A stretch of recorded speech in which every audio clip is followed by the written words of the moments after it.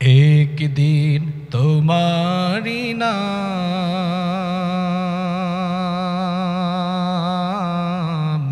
मस्जिदे होबे ऐलान।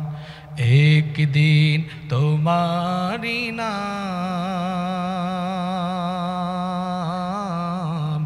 मस्जिदे होबे ऐलान। तैरी থেকো তৈরি রেখো কবরের মাল সামান। একদিন তোমারি নাম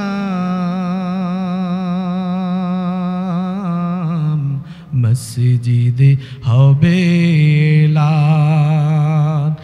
একদিন তোমারি নাম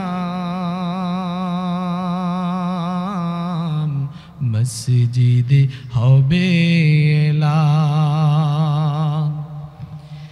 একদিন তোমাকে পরিয়ে কাফন সঙ্গী স্বজন করবে দাফন। হঠাৎ চলে যাবে আদরের ধন প্রিয় মা বাবার ভাসিয়ে নয়ন। তৈরি থেকো তৈরি রেখো সুন্নতি আমল ঈমান। একদিন তোমারি নাম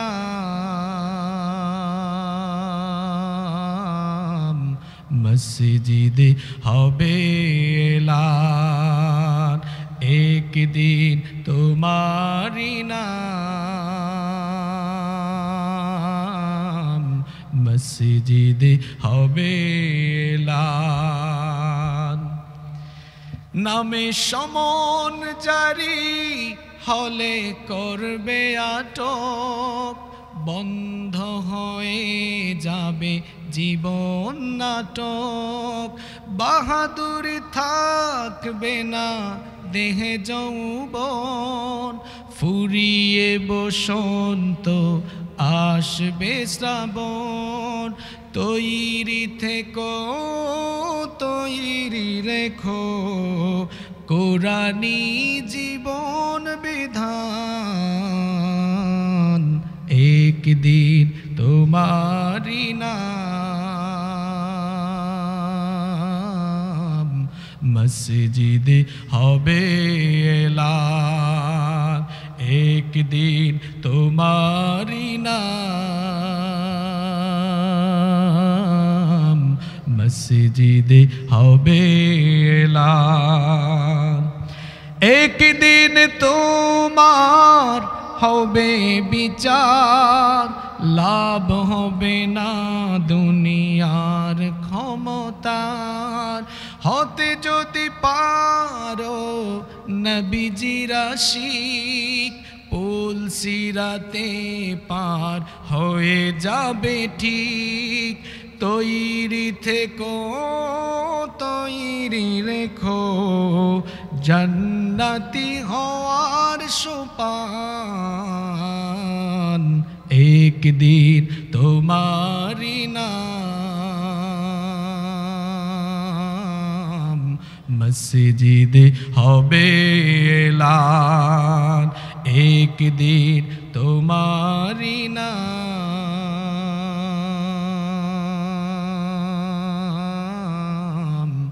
মসজিদে হবে এলান।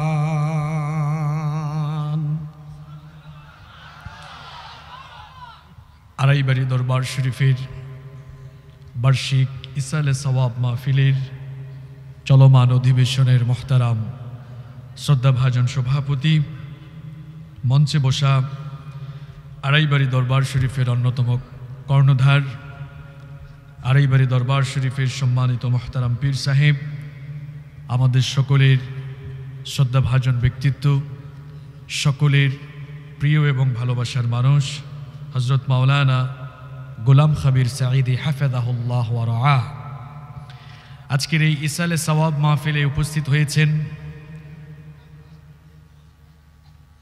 আড়াইবাড়ি দরবার শরীফের অন্যতম কর্ণধার, আমাদের সকলের শ্রদ্ধাভাজন ব্যক্তিত্ব হযরত মাওলানা গোলাম কিবরিয়া সাঈদী হাফেজাহুল্লাহ ওয়া রাআহ, মাহফিলের মঞ্চে বসা আসমানের তারকার সমতুল্য শ্রদ্ধাভাজন উলামা ইকেরাম, মাহফিলে এসেছেন বিভিন্ন মাদ্রাসার সম্মানিত আসাতিদায়ে কেরাম, এসেছেন বিভিন্ন মসজিদের সম্মানিত খতিব এবং ইমাম সাহেববৃন্দ, এসেছেন বিভিন্ন স্তরের সম্মানিত জনপ্রতিনিধিবৃন্দ, আমার সামনে বসা দূর দূরান্ত থেকে আগত আল্লাহর দ্বীন প্রেমী, কোরআন প্রেমী সর্বস্তরের তাওহীদি জনতা, যুগে যুগে আল্লাহর জমিনে আল্লাহর দ্বীন প্রতিষ্ঠার জন্য যারা সবচাইতে বেশি অগ্রণী ভূমিকা পালন করেছেন, আমার কলিজার টুকরা প্রিয় যুবক এবং তরুণ ভাইয়েরা, স্কুল, কলেজ, ইউনিভার্সিটি এবং বিভিন্ন মাদ্রাসা পড়ুয়া আমার প্রাণপ্রিয় মেধাবী ছাত্র ভাইয়েরা, পর্দার আড়াল থেকে শ্রবণরতা সম্মানিতা মা এবং বোনেরা, উপস্থিত মিডিয়ার প্রিয় কর্মী এবং সাংবাদিক ভাইয়েরা, প্রশাসন এবং গোয়েন্দা সংস্থার সম্মানিত ভাইয়েরা,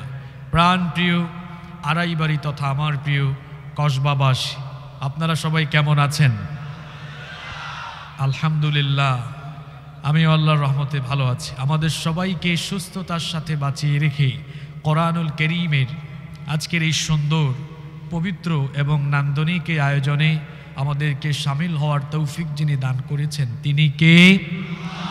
সেই মহান রবের দরবারে হৃদয়ের সবটুকু ভালোবাসা, আবেগ, অনুভূতিকে উজাড় করে দিয়ে খুশি মনে, প্রাণবন্ত আওয়াজে, উচ্চ কণ্ঠে কালিমাতুশ শুকর আদায় করে আমরা সবাই পড়ছি আলহামদুলিল্লাহ। আজকের এই পবিত্র আয়োজনে আপনারা আসতে পেরে খুশি না বেজার? কম না বেশি? আমরা খুশি, পরিমাণেও বেশি। জবান খুলে সবাই পড়ি আল্লাহু আকবার। এই যে আল্লাহু আকবার স্লোগান আপনারা দিলেন, এটি কার নামের স্লোগান? এটি কি দুনিয়ার কোনো রাজনৈতিক দলের স্লোগান? এটি দুনিয়ার কোনো সুনির্দিষ্ট রাজনৈতিক দলের কোনো স্লোগান নয়, বরং আল্লাহু আকবার এটি হচ্ছে তামাম দুনিয়ার 200 কোটি মুসলমানদের ইমানি চেতনার স্লোগান। কিছু কিছু মানুষ আছেন যারা অজ্ঞতাবশত আল্লাহু আকবার এই স্লোগানের ভেতরে বিতর্কের গন্ধ খুঁজেন, জঙ্গিবাদের গন্ধ খুঁজেন।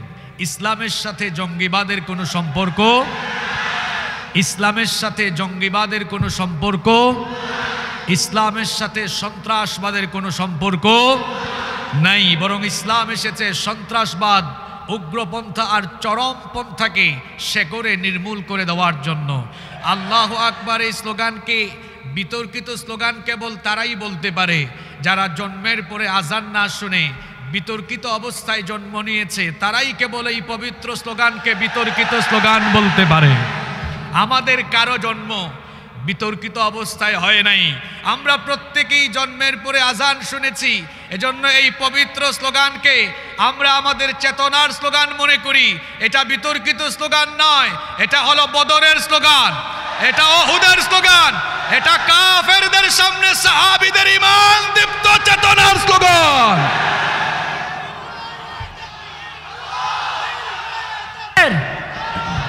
নারায়ে তাকবীর, আল-কোরআনের আলো, আল-হাদিসের আলো। সম্মানিত ভাইয়েরা, আল্লাহু আকবার এই স্লোগান আমরা সবাই জন্মের পরে শুনেছি। জন্মের পরে আল্লাহু আকবার শুনে দুনিয়াতে এসেছি, আবার আমরা এই আল্লাহু আকবার শুনে শুনে দুনিয়া থেকে চলে যাব ইনশাআল্লাহ। আমার সামনে আপনারা যারা বসে আছেন, আমরা সবাই কি জন্মের পরে আজান শুনি নাই? আমরা শুনেছি। চট্টগ্রামে বেশ কিছুদিন আগে এক লোক, সে বলেছে আজানের শব্দ তার ভালো লাগে না, সে মসজিদ কমিটি বরাবরের চিঠিও দিয়েছে। তো আমরা ছোটবেলায় যখন মাদ্রাসায় পড়তাম, হাদিসের কিতাবে পড়েছি আজান শুরু হলে শয়তানের খারাপ লাগে। আজান শুরু হলে, আল্লাহু আকবার শুরু হলে আদবার শয়তান, শয়তান পালিয়ে যায়, শয়তানের খারাপ লাগে। তো কোনো মানুষ যদি বলে আল্লাহু আকবার শুনতে তার খারাপ লাগে, আমরা ধরে নেব এটা মানুষরূপী একটা জীবন্ত শয়তান। কারণ আল্লাহু আকবার এটা তো অমুসলিমদেরও ভালো লাগে। দেখেন নাই কাতারে বিশ্বকাপ হয়ে গেল, পশ্চিমের দেশ থেকে, ইউরোপ আমেরিকার দেশ থেকে যারা এসেছে, জীবনে কোনোদিন এত সুললিত কণ্ঠের আজান তারা শুনে নাই। আজান যখনই তারা শুনেছে, আজানের সুরে তারা মুগ্ধ হয়েছে, আজানের সুরে তারা মুগ্ধ হয়ে তারা আজান কান পেতে শুনেছে। কেউ বা আবার সেটাকে রেকর্ড করে নিয়ে গিয়েছে। আপনারা মিডিয়ায় সেটা দেখেছেন কিনা? এবার অমুসলিমরা মুগ্ধ হচ্ছে আজানের ধ্বনিতে। কাতারের পথে পথে মসজিদের দেখা মেলে। দিনে 5 বার সেসব মসজিদে আজানের ধ্বনি শোনা যায়। তখন এক ভিন্ন পরিবেশের সৃষ্টি হয়। বিশ্বকাপের উদ্দেশ্যে আসা অমুসলিমরা ভিড় করে আজানের সুমধুর সুর উপভোগ করার জন্য। তারা অবাক হয়, আবেগপ্রবণ হয়। অনেকে মোবাইলের সে সুর রেকর্ড করে নিচ্ছে।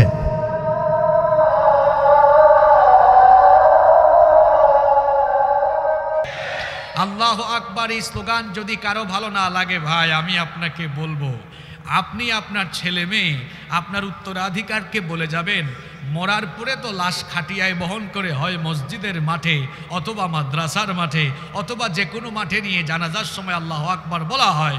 আল্লাহ আকবার যেহেতু আপনার ভালোই লাগে না, খারাপ লাগে, আপনি নসিহত করে যাবেন, মরার পরে যেন এই ভালো না লাগার শব্দ আপনারে না শোনায়া শ্মশানে নিয়ে যেন আপনাকে পুড়ায়া দেয়। কারণ আপনার তো আল্লাহ আকবার ভালো লাগে না, আমাদের ভালো লাগে। কারণ আমরা জন্মের পরে আল্লাহ আকবার শুনে এসেছি, আল্লাহ আকবার শুনে দুনিয়া থেকে যাব। যতদিন আমরা দুনিয়াতে বাঁচবো, স্লোগান যদি দিতেই হয় আল্লাহর বরত্ব ঘোষণা করে আল্লাহর নামে আমরা স্লোগান দেব। আল্লাহ আমাদের সকলকে কবুল করে দেন। সম্মানিত ভাইয়েরা, আজকের এই ইসালে সওয়াব মাহফিলে এসেছে, আসার পরেই হৃদয়টা ভেঙে গিয়েছে। হৃদয়টা কষ্টে ব্যথায় ব্যথিত হয়েছে। আমি গত সম্ভবত 1.5 মাস আগেও কসবায় এসেছিলাম। আমি কসবায় আসলে চেষ্টা করি আড়াইবাড়ি দরবার শরীফে আসার। আমি 2018 সালে আড়াইবাড়ি দরবার শরীফের মরহুম পীর সাহেব হযরত মাওলানা গোলাম সরওয়ার সাঈদী রাহিমাহুল্লাহ, ওনার সঙ্গে আমার প্রথম পরিচয় হয়। তখন থেকেই তিনি আমাকে ছোট ভাইয়ের মতো আদর করতেন। তিনি দুনিয়া থেকে চলে গিয়েছেন, এটা এখনও যেন বিশ্বাস হয় না। বিশেষ করে যুবক যারা আছে, যুবকদের কানে যেন এখনো কি নামাজে আসবে না, এখনো কি মসজিদে যাবে না, এখনো নামাজ পড়ো না, এখনো তুমি মসজিদে ঢুকতে পারো নাই, তুমি কি দেখো না মসজিদগুলি বন্ধ হয়ে গেছে, তুমি ইচ্ছা করলে আর মসজিদে ঢুকতে পারবা না, তুমি ইচ্ছা করলে আবার মসজিদে ঢুকতে পারবো না, দেখো না অনেক মসজিদ বন্ধ হয়ে গেছে। মসজিদে তুমি যদি ঢুকতে না পারো, তুমি কি দেখো না? ওনার সেই ভাইরাল হওয়া এই কথাগুলো যেন এখনো আমাদের কানে প্রতিধ্বনিত হয়, ঠিক কিনা? আমরা দোয়া করছি আল্লাহ তাআলা তার এই গোলামের জীবনের সকল ভালো আমলগুলোকে কবুল করে নেন। তিনি সহ আড়াইবাড়ির দরবার শরীফের মরহুম যারা আছেন, মরহুমা যারা আছেন, আল্লাহ তাআলা সবার কবরগুলোকে জান্নাতুল ফেরদাউস বানিয়ে দেন। বর্তমানে যারা দায়িত্ব পালন করছেন, আল্লাহ তাআলা সকলের যোগ্যতা এবং দক্ষতা বাড়িয়ে দেন, বলেন আমিন। সময় খুব অল্প, অপ্রাসঙ্গিক কথা বলা যাবে না। আমরা কোরআন থেকে হেদায়েতি কিছু কথা আজকে শুনবো, বলেন ইনশাআল্লাহ। এই কোরআন আমাদের জন্য যিনি নাজিল করেছেন, বলেন তো সবাই তিনি কে? এটা 1500 বছর আগে নাজিল হয়ে এখনো পর্যন্ত অবিকৃত অবস্থায় আছে। এখনো কোরআনুল কারীমের একটা হরফ পরিবর্তন হয়নি, একটা নোক্তাও পরিবর্তন হয়নি, পরিবর্তন হওয়ার কোনো সম্ভাবনাও নাই। এই কোরআন, এটি আল্লাহ তাআলা আমাদের জীবন পরিচালনার চূড়ান্ত গাইডলাইন হিসেবে নাজিল করেছেন। এই কোরআন পৃথিবীতে এসেছে পৃথিবীকে শান্ত করার জন্য, অশান্ত পৃথিবীকে শান্তির পথ দেখাবার জন্য। এই কোরআন এসেছে অন্ধকার থেকে মানুষকে আলোর পথ দেখাবার জন্য। কিছু মানুষ যারা কোরআন সহ্য করতে পারে না, তারা মাঝে মাঝে দেখা যায় যে তাদের রাগ কন্ট্রোল করতে না পেরে তারা তাদের রাগ মিটায় এমনভাবে মাঝে মাঝে কোরআনের কপিও পুড়াইয়া দেয়। আপনারা মনে হয় জানেন না এটা। আজকে 27 তারিখ, গত 21শে জানুয়ারি সুইডেনের রাজধানী স্টকহোমে তুর্কি দূতাবাসের সামনে সেদেশের একজন উগ্র রাজনৈতিক নেতা রাসমুস পালুদান পুলিশি প্রটোকল নিয়ে তিনি মুসলমানদের স্পিরিটের মূল জায়গা, আমাদের চেতনার মূল জায়গা কোরআনুল কারীমের মুসহাফ, তিনি প্রকাশ্যে জ্বালিয়ে দিয়ে পুড়িয়ে দিয়ে তামাম দুনিয়ার 200 কোটি শান্তিকামী মুসলমানদের কলিজাকে তিনি জ্বালিয়ে পুড়িয়ে ভস্মীভূত করে দিয়েছেন। আমরা এই ঘটনার তীব্র নিন্দা জানাচ্ছি এবং আমরা সুইডেন সরকারকে বলবো সেই অভিযুক্ত ব্যক্তিকে অচিরেই গ্রেফতার করে তাকে দৃষ্টান্তমূলক শাস্তির ব্যবস্থা করতে হবে এবং তামাম দুনিয়ার 200 কোটি শান্তিকামী মুসলমানদের দ্বীনি অনুভূতিতে আঘাত দেওয়ার কারণে সুইডেন সরকারকে অবশ্যই 200 কোটি মুসলমানদের কাছে প্রকাশ্যে ক্ষমা চাইতে হবে এবং সুইডেন সরকার প্রকাশ্যে ক্ষমা চাওয়ার আগ পর্যন্ত মুসলিম যতগুলো দেশ আছে মুসলিম দেশের রাষ্ট্রপ্রধানদেরকে আমরা বলবো সুইডেনের এম্বাসিগুলোকে ততক্ষণ পর্যন্ত বন্ধ রাখতে হবে। এই লোকদেরকে বলতে চাই তামাম দুনিয়ার কোরআনের কপিগুলোকে এক জায়গায় করে ফেলে তারপরে যদি পুড়িয়ে ফেলা হয় তাই বলে কি কোরআনকে দুনিয়া থেকে মুছে দেওয়া যাবে, শেষ করা যাবে? কোরআনের হেফাজত করছেন যিনি তিনি কি? ইন্না নাহনু নাযালনাল যিকরা ওয়া ইন্না লাহু লাহাফিজুন। আল্লাহ তাআলা বলছেন নিশ্চয়ই এই কোরআন নাজিল করেছি আমি, আর এর হেফাজতের সবটুকু দায়িত্ব জেনে নিয়েছেন তিনি কে। কোরআন কিভাবে আল্লাহ সংরক্ষণ করছেন? এই পৃথিবীতে কোরআনের যত হাফেজ আছে অন্য কোনো কিতাবের তো হাফেজ নাই। The number of the people who have memorised the Holi book Quran is countless. পৃথিবীতে কোরআনের যে পরিমাণ মুখস্থকারী হাফেজ আছে এটা অসংখ্য অগণিত। কোরআনের যে পরিমাণ হাফেজ গোটা দুনিয়ায় ছড়িয়ে আছে, আপনারা বলেন তো অন্য কোনো কিতাবের এত পরিমাণ হাফেজ কি দুনিয়াতে আছে? এই বাংলাদেশে দেখেন এত হাফেজ, আর আমার বাংলাদেশি হাফেজরা তো অত্যন্ত মেধাবী, খুবই ট্যালেন্ট। প্রতি বছর যখন বিভিন্ন ইন্টারন্যাশনাল কম্পিটিশনে আমার দেশের হাফেজরা যায়, এরাবিয়ান কান্ট্রি আরব দেশের প্রতিযোগী থাকলে এদেরকেও পেছনে ফেলে দিয়ে আমার দেশের সোনার টুকরা হাফেজ ছেলেরা প্রতি বছরই ফার্স্ট, সেকেন্ড কিংবা থার্ড হয়ে যায়। আলহামদুলিল্লাহ। এই বাংলাদেশে কত হাফেজে কোরআন, আপনাদের এই কসবা উপজেলায় হিসাব করলে দেখবেন কোরআনে কেরিমের শত শত হাফেজ আছে না নাই? আছে। এত হাফেজ কোরআনের আছে, অন্য কোনো কিতাবের এত হাফেজ আছে নেই। সুতরাং কোরআনকে পুড়িয়ে দিলেই হবে না, এই দুনিয়া থেকে কোরআনকে মুছে দিতে হলে আমার হাফেজে কোরআন ভাইদেরকে মেরে ফেলতে হবে, কারণ তাদের সিনার ভেতরে কোরআন অভিনব পন্থায় যিনি সংরক্ষণ করে রাখছেন তিনি কি? ওই লোকটা হিন্দু কিন্তু দিল থেকে তার জন্য আমার দোয়া আসে। এত সুন্দর কথা লিখেছে নকুল কুমার বিশ্বাস, কোরআন নিয়ে কি সুন্দর লিখেছে। যদি আগুন লেগে ধ্বংস হয়ে যায়, যদি আগুন লেগে যায় পুড়ে যায় পৃথিবীর সব বইয়ের দোকান, বিশ্ব থেকে হারাবে না, বিশ্ব থেকে হারাবে না পবিত্র কোরআন। করবে কেমন করে কোরআন ধ্বংস আগুনের তেজ, করবে কেমন করে কোরআন ধ্বংস আগুনের তেজ, আছে বিশ্ব ভরা অগণিত কোরআনে হাফেজ।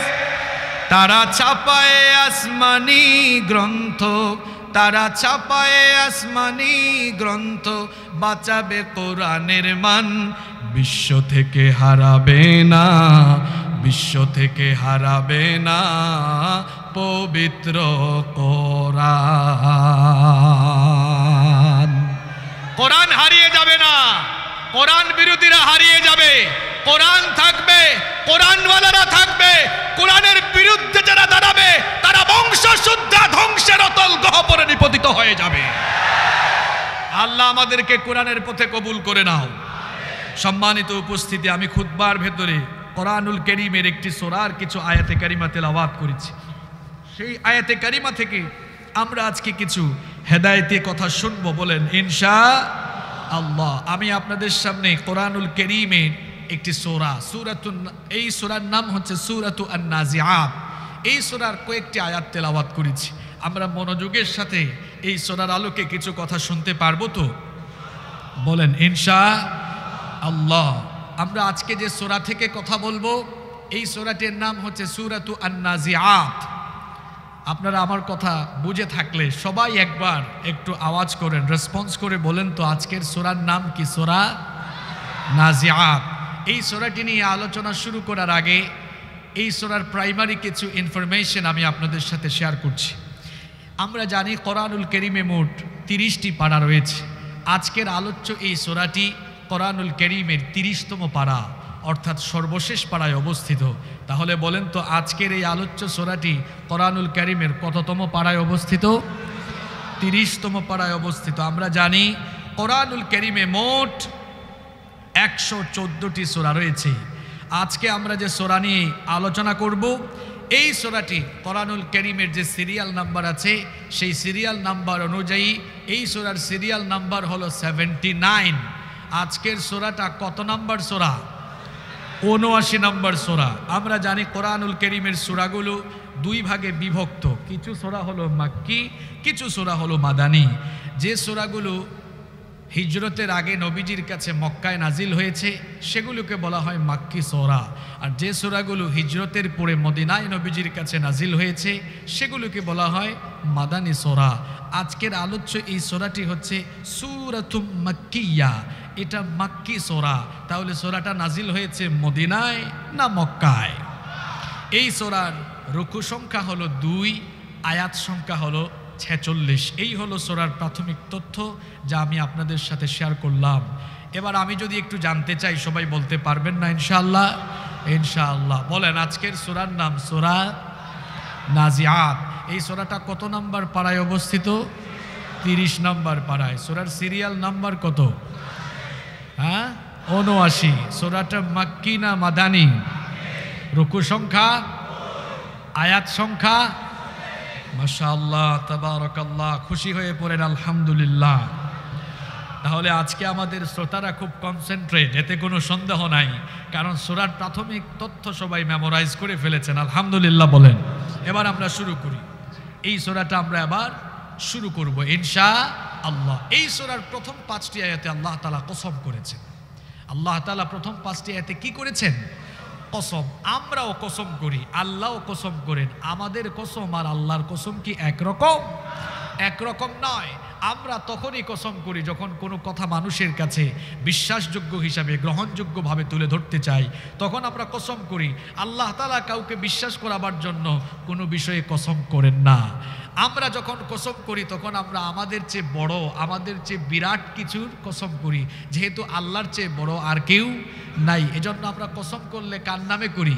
আল্লাহর নামে। তবে অনেক মানুষ অজ্ঞতাবশত আল্লাহর নাম বাদ দিয়ে অন্যান্য কিছুর নামে কসম করে। যেমন কেউ বা কসম করে আমার বাপের কসম, কেউ বলে আমার মায়ের কসম, আমার দাদার কসম, বিদ্যার কসম।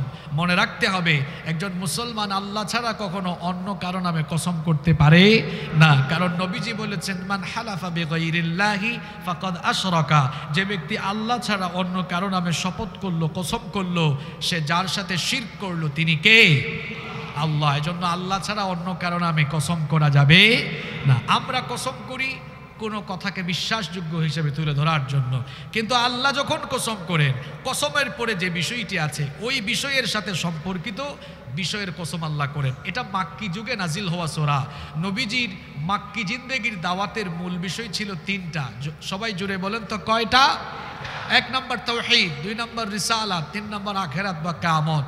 এই সূরায় পরকালীন বিষয়ে আলোচনা হয়েছে। আল্লাহ তাআলা পরকাল কসম করলেন কেন? কসম করেছেন প্রথম 5টি আয়াতে আল্লাহ তাআলা এমন বিশেষ কিছু গুণাবলী সম্পন্ন ফেরেশতা যারা মানুষের মৃত্যু সম্পাদনের সময় কাজ করে। কেন আল্লাহ তাআলা পরকাল নিয়ে আলোচনা করার আগে মৃত্যু সংঘটিত হওয়ার ফেরেশতা নিয়ে আলোচনা করলেন? কারণ যে যুগে কোরআন নাজিল হয়েছে সেই যুগের জাহেল মুশরিকরা আল্লাহর অস্তিত্বে অস্বীকার করলেও ফেরেশতায় বিশ্বাস করত, কিন্তু আকীদায় ঝামেলা ছিল। তারা বলতো ফেরেশতারা আল্লাহর কন্যা। বলেন নাউযুবিল্লাহ। আল্লাহ আয়াত নাজিল করে বললেন ফেরেশতা আমার কন্যা নয়, বরং আমার সৃষ্টি, আমার আদেশের অনুগত।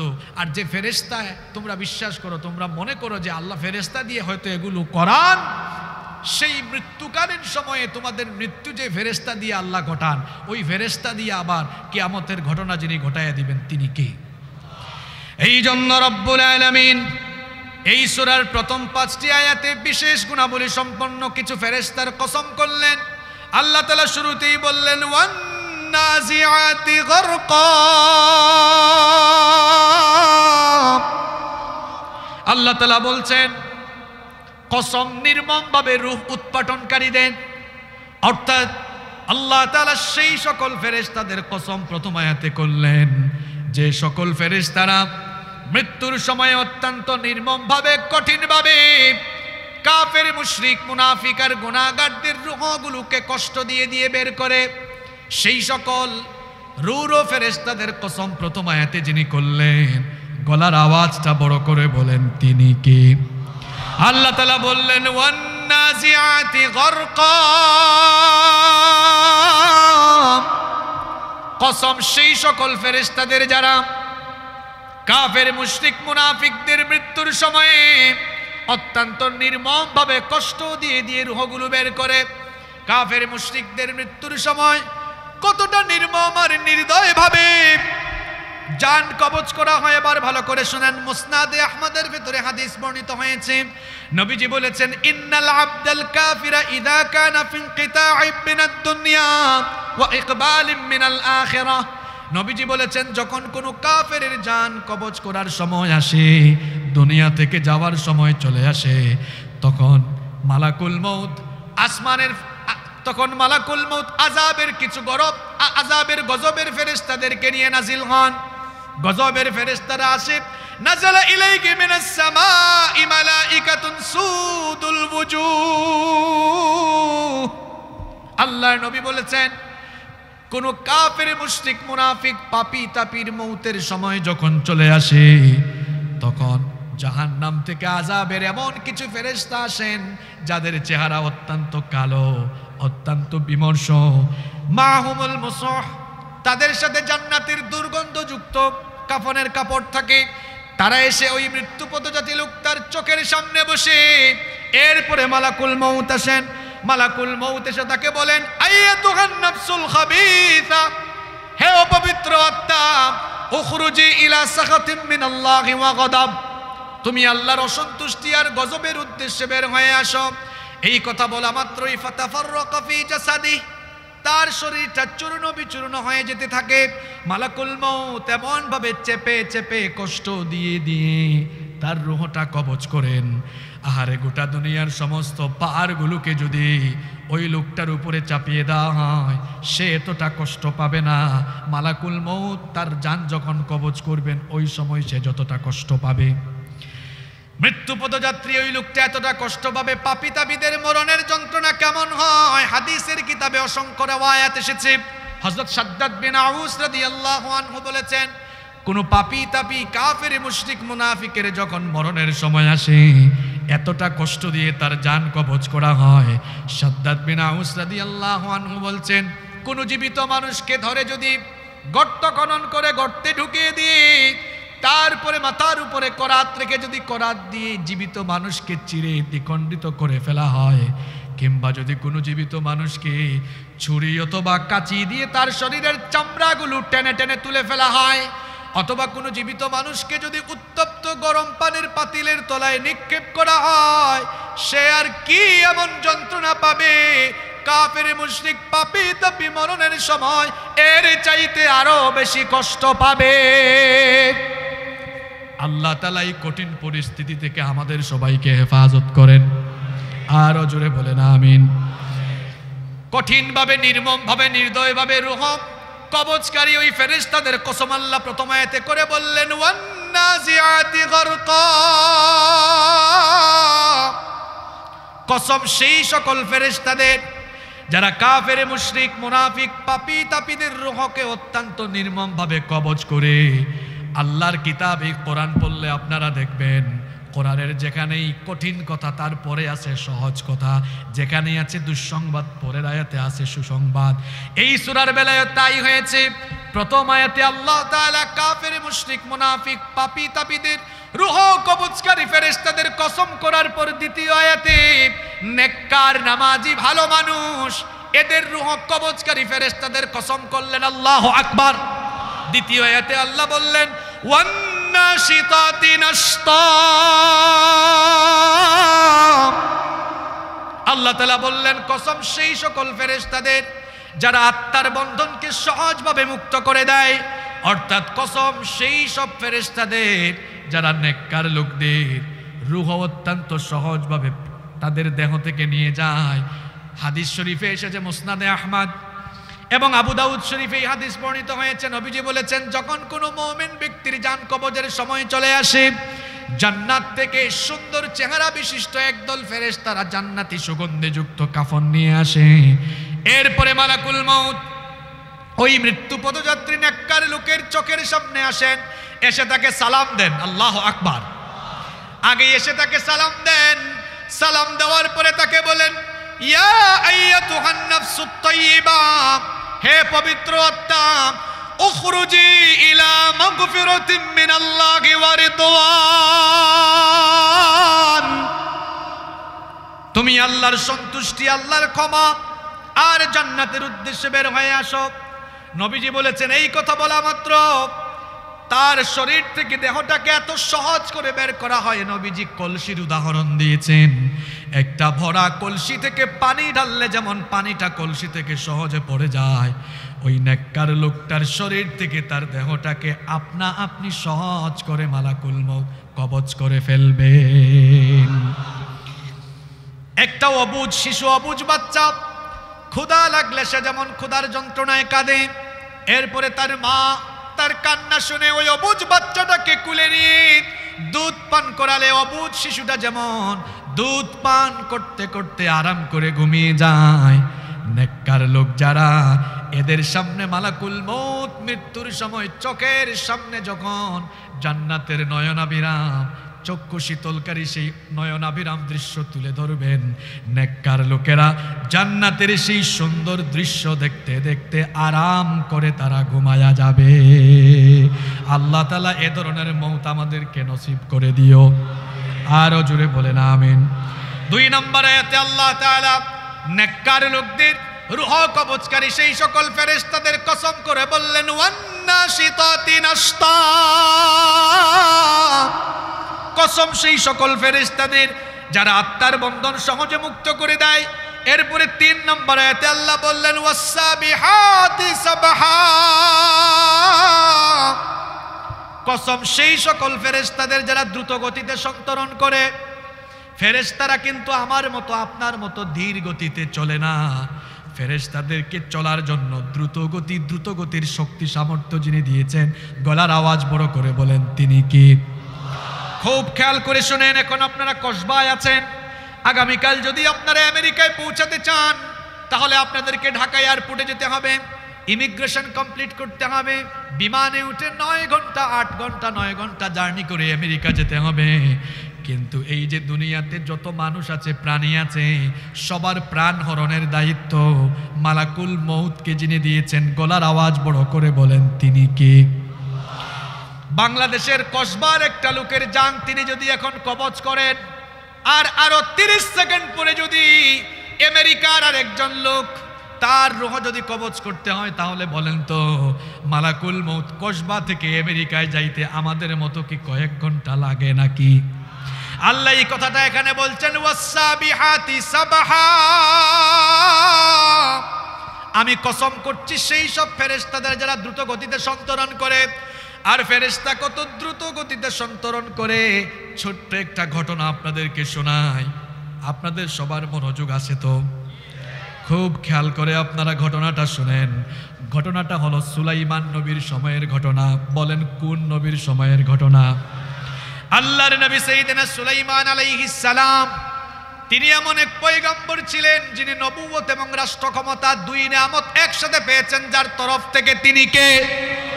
মাত্র 13 বছর বয়সে তিনি তার বাবা দাউদ আলাইহিস সালামের রেখে যাওয়া সিংহাসনে আরোহণ করেছিলেন। এমন ক্ষমতার মালিক তিনি হয়েছিলেন। জিনদেরকে শাসন করেছেন, মানুষ তো শাসন করেছেন, পাশাপাশি জিনদেরকেও তিনি শাসন করেছেন। এমন এক পয়গম্বর তিনি ছিলেন, তাকে আল্লাহ এমন মুজিজা দিয়েছেন, পাখির ভাষা বুঝতেন, পিপিলিকার ভাষা বুঝতেন। আল্লাহর কাছে তিনি এমন ক্ষমতা চেয়েছিলেন, সকল নবীদেরকে দুয়ার একটা বিশেষ সুযোগ তিনি দিয়েছিলেন। তিনি কে?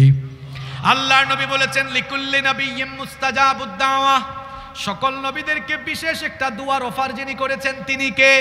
কিন্তু মজার বিষয় হলো সব নবীরা তাদের সেই বিশেষ দোয়াটা দুনিয়ায় করে ফেলেছেন, একজন ছাড়া। একজন এই দোয়াটা দুনিয়াতে করেন নাই, রেখে দিয়েছেন আমাদের জন্য। তিনি আমাদের প্রিয় নবী মুহাম্মাদুর রাসূলুল্লাহ সাল্লাল্লাহু আলাইহি ওয়াসাল্লাম। কিয়ামতের কঠিন দিনে আমরা সবাই যখন পেরেশান থাকবো, হয়রান থাকবো, ওই কঠিন দিনে আমাদেরকে শাফায়াত করে জান্নাতে নেওয়ার জন্য বিশেষ দোয়াটা আমাদের জন্য তিনি রেখে দিয়েছেন। আল্লাহু আকবার। আর সব নবী ওই দোয়াটা দুনিয়াতে করে ফেলেছেন। নূহ নবী করে ফেলেছেন, বলেছেন রব্বি লা তাযার আলাল আরদি মিনাল কাফিরিনা দাইয়ারা, তিনি দোয়া করে ফেলেছেন। ইব্রাহিম নবী দোয়া করে ফেলেছেন, মুসা নবী দোয়া করে ফেলেছেন, সুলাইমান নবীও দোয়া করে ফেলেছেন। সুলাইমান নবী দোয়া করেছিলেন, ওগো আল্লাহ আমাকে এমন ক্ষমতার মালিক বানাও যে ক্ষমতা তুমি কিয়ামত পর্যন্ত আর কাউকে দিবা না। তিনি যখন এই দোয়া করলেন, দোয়া যিনি কবুল করলেন তিনি কে? সুলাইমান নবীর দোয়া আল্লাহ এমন ভাবে কবুল করলেন, তিনি যে ক্ষমতা আল্লাহর কাছ থেকে পেয়েছিলেন এরকম ক্ষমতা আজকে রাশিয়ার প্রেসিডেন্ট ভ্লাদিমির পুতিনও পায় নাই, আমেরিকার প্রেসিডেন্ট জো বাইডেনও পায় নাই। কেন পায় নাই শোনেন, আজ যদি জো বাইডেন কিংবা ভ্লাদিমির পুতিন বাংলাদেশে আসতে চায়, বিমান কিংবা রকেট ছাড়া আসার কোনো সুযোগ নাই। আধুনিক বিজ্ঞানের সবচেয়ে দ্রুতগামী বাহনে চড়েও যদি আসতে চায় কয়েক ঘন্টা সময় লাগবে। আর হাজার হাজার বছর আগে সুলাইমান নবী কেমন বাহন ব্যবহার করেছেন শোনেন। আল্লাহ তাআলা তার দোয়া কবুল করে এমন ক্ষমতার মালিক তাকে বানালেন। আল্লাহ তাকে এমন একটা বাহন দিলেন, তিনি যখন সকালবেলা তিনি তার সিংহাসনে যখন উঠে বসতেন, বিনা ইঞ্জিনে বাতাসের মাধ্যমে 1 মাসের পথ চলে যেতে। সুবহানাল্লাহ কি বাড়ি গিয়ে বলবেন নাকি আপনারা? হ্যাঁ, আপনারা বুঝেন নাই আমার কথা। আল্লাহ তাআলা তাকে এমন এক বাহন দিয়েছেন, বাহনে উঠে বসেছেন। মনে করেন বাংলাদেশে বললেন ইরাকে চলে যাও, বাহন বলে নেমে যান, চলে আসছেন। বাহনে উঠে বলেছেন আমাকে একদম পশ্চিমে নিয়ে যাও, বাহন বলে নেমে যান, চলে আসছেন। এত দ্রুতগামী বাহন, ইঞ্জিন নাই, কোনো সাউন্ড নাই, সাউন্ড প্রুফ ইঞ্জিন নাই, ইঞ্জিন ছাড়া এমন বাহন তাকে যিনি দিয়েছেন, গলার আওয়াজ বড় করে বলেন তিনি কে? সেই সুলাইমান নবীর ঘটনা শোনাচ্ছি।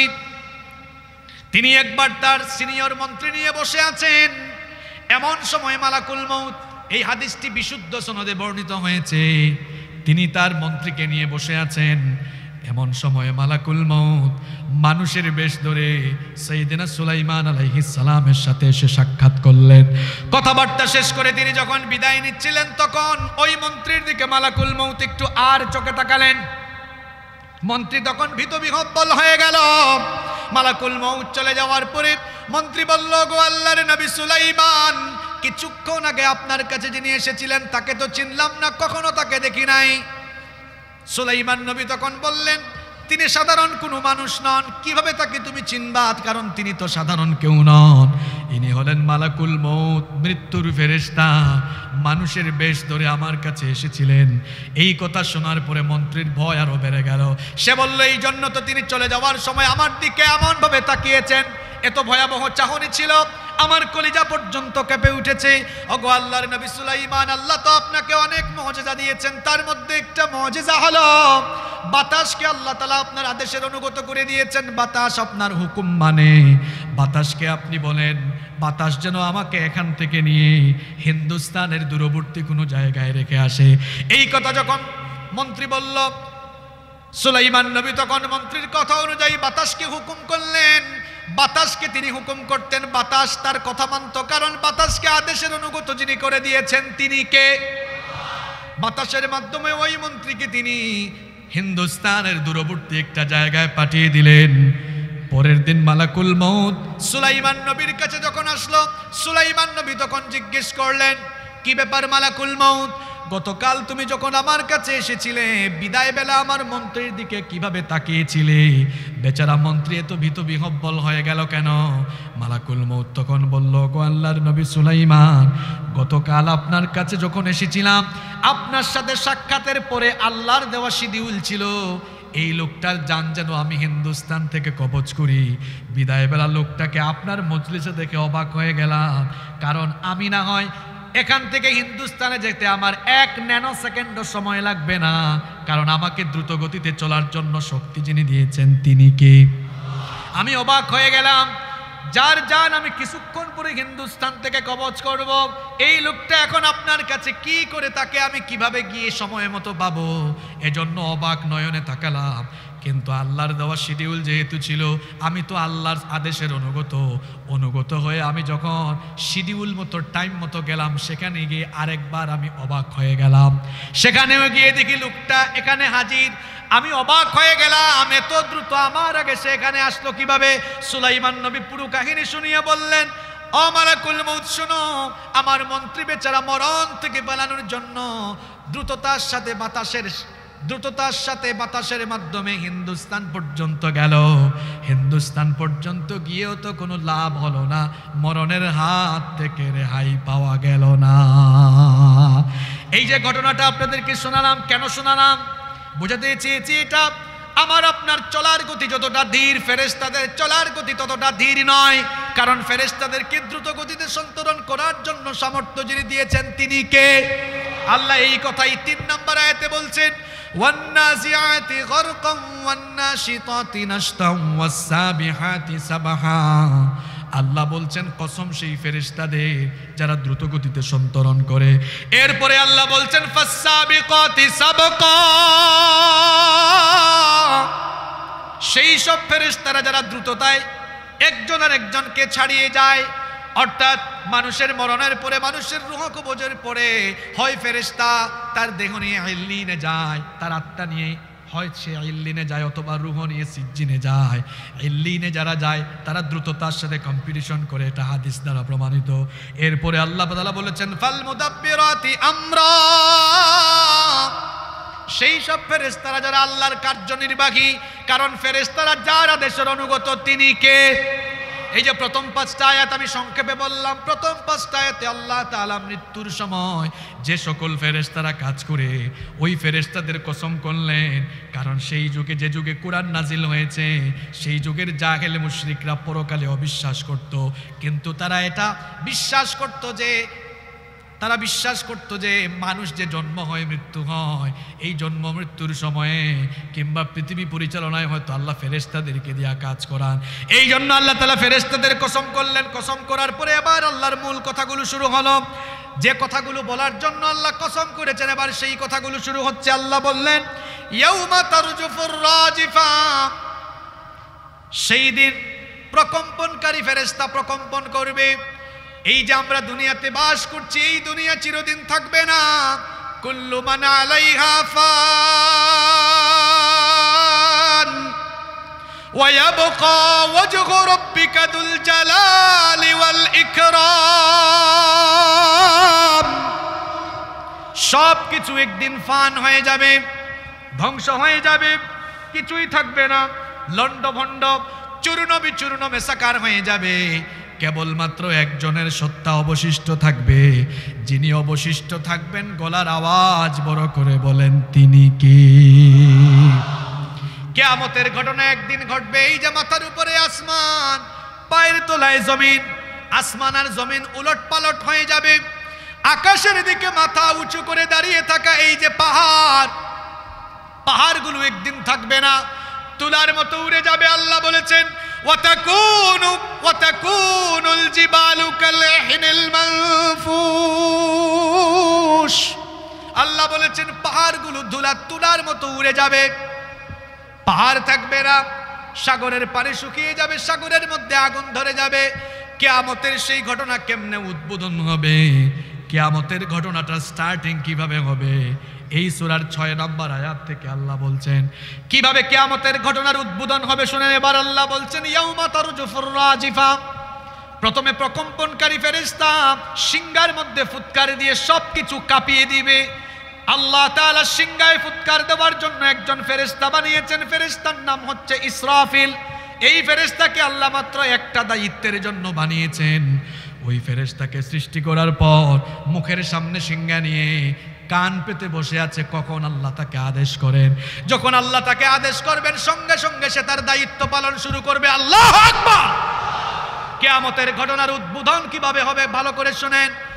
সিংহায় যখন ফুৎকারের সময় আসবে, সিংহায় মোট ফুৎকার দেওয়া হবে 2 বার। সবাই বলেন কয়বার? আল্লাহ বলছেন ইয়াউমা তারজুফুর রাজিফা। সেদিন যখন প্রকম্পনকারী ফেরেশতা সব কাঁপিয়ে দিবে, প্রথমবার যখন ইসরাফিল সিংহায় ফুৎকার মারবেন, প্রথম ফুৎকারে কি হবে? কোরআনুল কারীমের 39 নম্বর সূরা সূরাতুজ জুমারের 68 নম্বর আয়াতে রব্বুল আলামিন বলছেন, ওয়া নুফিখা ফিস সূরি ফাসাইকা মান ফিস সামাওয়াতি ওয়া মান ফিল আরদি ইল্লা মান শাআল্লাহ। আল্লাহ তাআলা বলছেন, আর যখন প্রথমবার সিংহায় ফুৎকার দেওয়া হবে, আসমান সমূহ আর জমিনে যা কিছু আছে আল্লাহ যাদেরকে চাইবেন তারা ছাড়া সব ধ্বংস হয়ে যাবে। প্রথমবার যখন সিংহায় ফুৎকার দেওয়া হবে, সেই সময় যারা দুনিয়ায় থাকবে, সিংহার ফুৎকারের বিকট আওয়াজে কানের পর্দা ফেটে গিয়ে মানুষগুলো মরে যাবে। আল্লাহু আকবার। আসমান আর জমিন উলট পালট হয়ে যাবে। সূরা ইনফিতার, সূরা তাকবীর, এই সূরাগুলো বেশি বেশি পড়বেন, দেখবেন সেখানে আল্লাহ বলেছেন এই যে সূর্য, চন্দ্র, গ্রহ, নক্ষত্র, তারকাপুঞ্জ সবকিছু খসে খসে পড়ে যাবে, আলো হারিয়ে ফেলবে, সবকিছু ধ্বংস হয়ে যাবে, ক্ষয় হয়ে যাবে, লয় হয়ে যাবে, ধ্বংস হয়ে যাবে। প্রথমবার যখন সিংহায় ফুৎকার দেওয়া হবে, সব মানুষ যারা তখন বেঁচে থাকবে তারা মরে যাবে এবং আসমান জমিনের সব কিছু উলট পালট হয়ে যাবে। গাছপালা, নদ নদী, সাগর মহাসাগর, উদ্ভিদকুল, প্রাণীকুল, পশুকুল, মনুষ্যকুল কিচ্ছু থাকবে না, সব কিছু যার হুকুমে ধ্বংস হয়ে যাবে তিনি কে? এরপরে আল্লাহ তাআলা বলবেন, ইসরাফিল তুই আবার দ্বিতীয়বার সিংহায় ফুৎকার দিয়ে তোর দায়িত্ব কমপ্লিট কর। ইসরাফিল আলাইহিস সালাম এবার দ্বিতীয়বার সিংহায় ফুৎকার দিবেন। আল্লাহ তাআলা পরের আয়াতে এই কথা বলছেন, 7 নম্বর আয়াতে বলছেন, তাতবাউহার রাদিফা, এরপরে দ্বিতীয় সিংহাধ্বনি অনুসরণ করবে, অর্থাৎ এরপরে দ্বিতীয়বার সিংহায় ফু দেওয়া হবে। দ্বিতীয়বার যখন সিংহায় ফু দেওয়া হবে তখন কি হবে? আল্লাহ তাআলা বলছেন, সুম্মা নুফিখা ফীহি উখরা ফাইযা হুম কিয়ামুন ইয়ানযুরুন। এরপরে যখন দ্বিতীয়বার সিংহায় ফু দেওয়া হবে তখন কবর থেকে মানুষগুলো উঠে উঠে হাসরের মাঠে গিয়ে সমবেত হবে। যার হুকুমে তিনি কে? এই যে কবরে যে সকল মানুষ ঘুমিয়ে আছে, কবরে যে সকল মানুষ আছে, আমরাও একদিন কবরে যাব। সিংহায় যখন দ্বিতীয়বার ফু দেওয়া হবে, দ্বিতীয় ফুৎকারের পর কবরগুলো খুলে দেওয়া হবে। ওই যে আল্লাহ তাআলা বলেছেন, আফালা ইয়ালামু ইযা বু'থিরা মা ফিল কুবুর, সে কি ওই সময়টার কথা জানে না যখন কবরগুলোকে খুলে দেওয়া হবে? কবর খুলে দেওয়ার পর সবগুলো মানুষ কবর থেকে উঠতে থাকবে। আমিও উঠবো, আপনিও উঠবেন, আমরা সবাই উঠব। আদম থেকে নিয়ে দুনিয়ার শেষ মানুষ পর্যন্ত সকল মানুষগুলোকে হাসরের মাঠে নিয়ে যিনি সমবেত করবেন তিনি কি? আরো জোরে বলেন, তিনি কি? হাসরের মাঠে যখন তারা উঠবে, আল্লাহ বলছেন, কুলুবুন ইয়াউমাইযিন ওয়াজিফা, সেদিন কিছু মানুষের অন্তর ভীতবিহ্বল হয়ে যাবে। এই কথাগুলো বলার জন্য এতক্ষণ ধরে আলোচনা। এখানে কাদের কথা বলা হচ্ছে? তাদের কথা বলা হচ্ছে যারা বিশ্বাস করতে এরকম যে দুনিয়ায় সবকিছু, আখেরাত বলতে কিচ্ছু নাই, পরকাল বলতে কিচ্ছু নাই। এই যে দুনিয়ার জীবন, এটা আমাদের আসল জীবন নয়। দুনিয়ার জীবনের পরে আমাদের জন্য আরেকটা জীবন আছে না নাই? যেই যুগে কুরআন নাজিল হচ্ছিল এটা মক্কি যুগের সূরা। সেই যুগের কাফের মুশরিকদের কাছে নবীজি যখন আখিরাতের কথা বলতেন, কিয়ামতের কথা বলতেন, তারা বিশ্বাস করত না। তারা বলতো এটা কিভাবে সম্ভব? মানুষ মরে গেলে আবার কেমনে জীবিত হবে? কি করে আবার আমাদেরকে জিন্দা করে হিসাব চাওয়া হবে? তারা বিশ্বাস করত না। ইসরাফিলের সিংহার ফুৎকারে যখন সবাই হাসরের মাঠে উঠবে, পরকাল বিশ্বাসী লোকদের কলিজা তখন কেঁপে উঠবে, ভয়ে ভীতিতে তারা পেরেশান হয়ে যাবে। আল্লাহ বলেছেন, আবসারুহা খাশিয়া, এমনকি সেদিন তাদের দৃষ্টি নত হয়ে যাবে। দুনিয়ায় চোখে চোখ রেখে বহু কথা বলতো, কিন্তু আখিরাতে কিয়ামতের মাঠে তাদের চক্ষু তখন অবনমিত হয়ে যাবে, চক্ষু নিচের দিকে চলে যাবে। তারা তখন বলবে, ইয়াকুলুনা আইন্না লামারদুদুনা ফিল হাফিরা আইযা কুন্না ইযামান নাখিরা। তারা বলবে, তাহলে কি সত্যি সত্যি আমরা আগের অবস্থায় ফিরে যাব নাকি, যখন আমাদের অস্থিপিঞ্জর হাড্ডি গুড্ডি আলাদা হয়ে যাবে? কাফের মুশরিকরা তারা যখন পরকালের কথা শুনতো, আখিরাতের কথা শুনতো, তারা বিস্মিত হয়ে যেত। শুনতেছেন তো আপনারা? মূল কথাই কিন্তু চলে এসেছে, ভালো করে শুনেন। নবীজি যখন তাদেরকে বলতেন এই দুনিয়ার জীবন তোমাদের জন্য আসল জীবন নয়, এই দুনিয়ার জীবনের পরে তোমাদের জন্য আরেকটা জীবন আছে, এই দুনিয়া থেকে যাওয়ার পরে, মরে যাওয়ার পরে তোমাদেরকে আবার জীবিত করা হবে, আবার জীবিত করে তোমাদের কাছ থেকে হিসাব নেওয়া হবে। তখন তারা অবাক হতো, অবাক হয়ে তারা বলতো আল্লাহ তাদের কথা কোরআনে কারিমে তুলে দিয়েছেন। কোরআনুল কারিমের 23 নম্বর সূরা সূরাতুল মুমিনুনের 82 নম্বর আয়াত আল্লাহ কাফেরদের কথা উঠিয়ে দিয়েছেন। তারা বলতো ক্বালু আইযা মিতনা ওয়া কুন্না তুরাবান ওয়া ইযামান আইন্না লামাবউসুন। তারা বলতো আমরা যখন মরে যাব, মরে যখন মাটির সঙ্গে মিশে যাব, যখন আমাদের হাড্ডি গুড্ডি আলাদা হয়ে যাবে, কি করে আবার আমরা পুনরুত্থিত হব, কিভাবে আবার আমাদেরকে জিন্দা করা হবে, এটা তারা অবিশ্বাস করতো, তাদের মাথায় ধরতো না। তারা আরো বলতো কোরআনুল কারীমের 17 নম্বর সূরা সূরাতুল ইসরা এর 49 নম্বর আয়াতে আল্লাহ তাদের কথা তুলে দিয়েছেন। তারা বলতো ওয়া ক্বালু আইযা কুন্না ইযামান ওয়া রুফাতান আইন্না লামাবউসুনা খালকান জাদীদা। তারা বলতো যখন আমরা মরে যাওয়ার পরে অস্থিপিঞ্জর হাড্ডি গুড্ডি সব যখন আলাদা আলাদা হয়ে যাবে, কি করে আমাদেরকে আবার নতুন করে সৃষ্টি করা হবে? আমার ভাইয়েরা শোনেন, আমরা যখন পৃথিবী ছেড়ে চলে যাব, যখন মাটি দেওয়া হবে, কবরে যখন রাখা হবে, আমাদের দেহ যখন মাটি গিলে ফেলবে, পচে যাবে, গলে যাবে, হাড্ডি গুড্ডি আলাদা হয়ে যাবে, আবার আমাদেরকে জিন্দা করা হবে। এ কথা আপনাদের বিশ্বাস হয় কি হয় না? কাফের মুশরিকরা অবিশ্বাস করত, অবিশ্বাস করে তারা বলতো এটা আবার কি করে সম্ভব? একটা ঘটনা আমার মনে পড়ে গেছে, ঘটনাটা কি বলবো? এই ঘটনাটা বর্ণিত হয়েছে আমাদের সবার পছন্দের সূরা সূরা ইয়াসিনের ভেতরে, কোরআনুল কারীমের 36 নম্বর সূরা সূরা ইয়াসিনের 78 এবং 79 নম্বর আয়াতে এই ঘটনাটা বর্ণিত হয়েছে। আল্লাহ বলছেন ওয়া দারাবা লানা মাসালান ওয়া নাসিয়া খালকা ক্বালা মান ইউহয়িল ইযামা ওয়া হিয়া রামীম। তাফসীরে কুরতুবীর ভেতরে এসেছে উবাই বিন খালফ অথবা আসিব ইবনে ওয়াইলের ব্যাপারে এই ঘটনা বর্ণিত হয়েছে। বেশিরভাগ রিওয়ায়াতে এসেছে আসিব ইবনে ওয়াইলের ব্যাপারে এই ঘটনাটি বর্ণিত হয়েছে। ঘটনাটা হলো এমন, আসিব ইবনে ওয়াইল তিনি একদিন মক্কার উপত্যকায় হাঁটছেন, পথ চলতে চলতে হঠাৎ করে তিনি তার চোখের সামনে কিছু জরাজীর্ণ হাড্ডি দেখলেন। সেই জরাজীর্ণ হাড্ডিগুলোকে তিনি তার হাতের মধ্যে নিলেন, হাতের মধ্যে নিয়ে দেখলেন অনেক দিনের পুরনো হাড্ডি।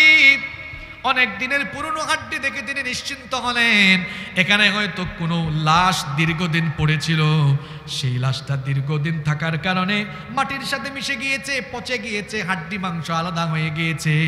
জরাজীর্ণ হাড্ডিগুলো হাতে নিয়ে, আমার হাতের দিকে তাকান, জরাজীর্ণ হাড্ডিগুলো হাতে নিয়ে এমন করে মোচড় দিয়েছে, সবগুলো হাড্ডি গুঁড়া গুঁড়া হয়ে গিয়েছে।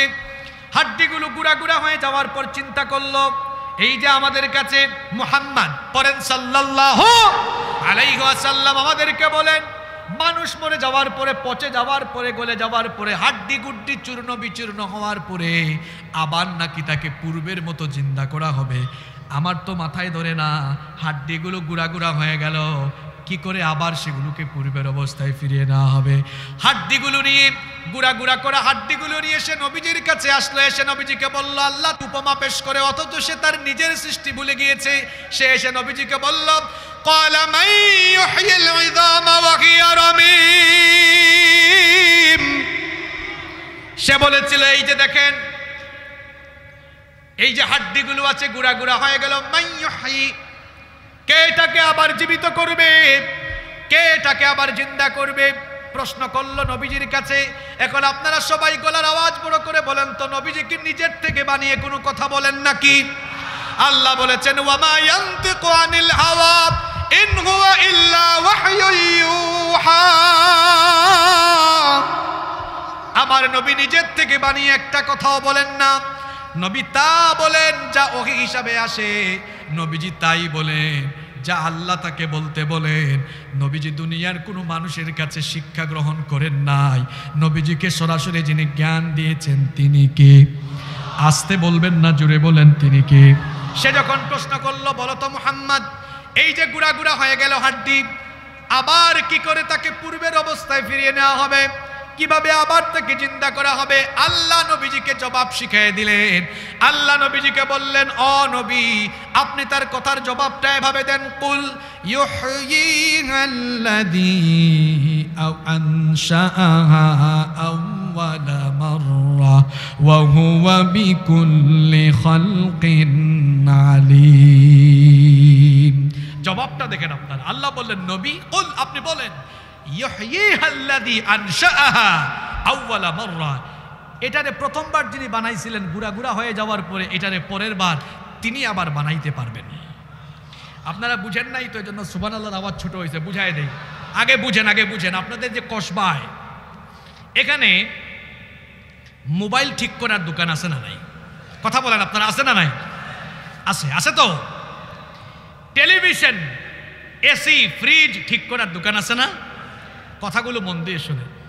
এই যে দেখেন মোবাইল, একটা মোবাইল ফোন যখন নষ্ট হয় তো মোবাইল যে ঠিক করে তার হাতে দিলে দেখা যায় সে তার জিনিসপত্র দিয়ে মোবাইল খুলে ফেলার পরে প্রতিটা পার্টস একেবারে আলাদা করে ফেলে।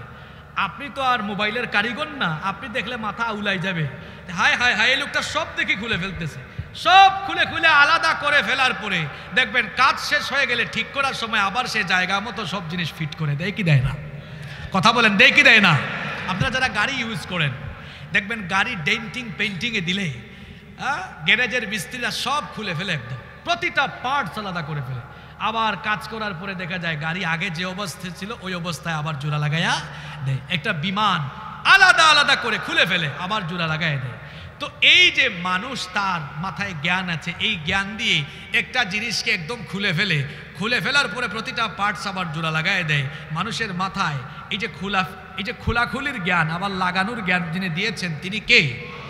এই জ্ঞানের পরিমাণ কত? আল্লাহ বলেছেন, ওয়ামা উতিতুম মিনাল ইলমি ইল্লা কালিলা, অল্প, সামান্য, নগণ্য এই তুচ্ছ সামান্য জ্ঞান মানুষ পাইয়া যদি মানুষ টিভিকে, গাড়িকে, মোবাইলকে, কম্পিউটারকে, ল্যাপটপকে একদম খুলে পার্ট করে ফেলে, আবার যদি জোড়া লাগায় ফেলে, তো মানুষকে যিনি জ্ঞান দিয়েছেন, জ্ঞানদাতা সেই মহামহিয়ান আল্লাহ, তিনি বলি আমাদের শরীরের হাত পা, হাড্ডি গুড্ডি, শরীরের সব পার্টস আলাদা হয়ে গেলে আবার কি পুনরায় তিনি আমাদেরকে পুনরায় জীবিত করতে, সৃষ্টি করতে পারবেন না?